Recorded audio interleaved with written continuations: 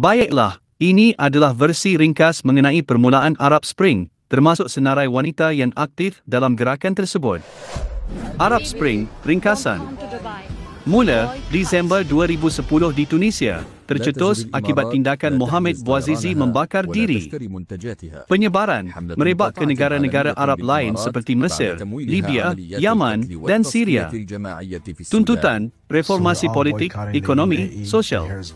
Hapuskan rasuah, peluang pekerjaan, kebebasan politik. Peranan media sosial penting dalam penyebaran maklumat dan penganjuran protes. Respons kerajaan pelbagai. Ada yang bertindak keras, ada yang cuba menawarkan konsesi. Keputusan berbeza-beza. Ada yang berjaya menggulingkan rejim, ada yang bertukar menjadi konflik bersenjata. Wanita aktif dalam Arab Spring. Tunisia. Lina Ben Mheni, blogger dan aktivis yang melaporkan secara langsung mengenai revolusi. Mesir. Asma Mahfouz, pengasas gerakan 6 April, menggunakan media sosial untuk menggalakkan protes. Nawal El-Saadawi, penulis feminis dan aktivis yang lantang bersuara. Yaman. Tawakil Karman, wartawan dan aktivis hak asasi manusia, penerima hadiah Nobel Keamanan. Syria. Razan Zaitouni, peguam hak asasi manusia yang mendokumentasikan keganasan dan pelanggaran hak asasi. Senarai ini hanyalah sebahagian kecil daripada ramai wanita yang memainkan peranan penting dalam Arab Spring.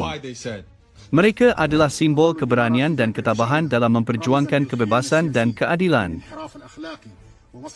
Berikut adalah beberapa wanita tambahan yang memainkan peranan penting dalam Arab Spring, berdasarkan hasil carian web. Tunisia.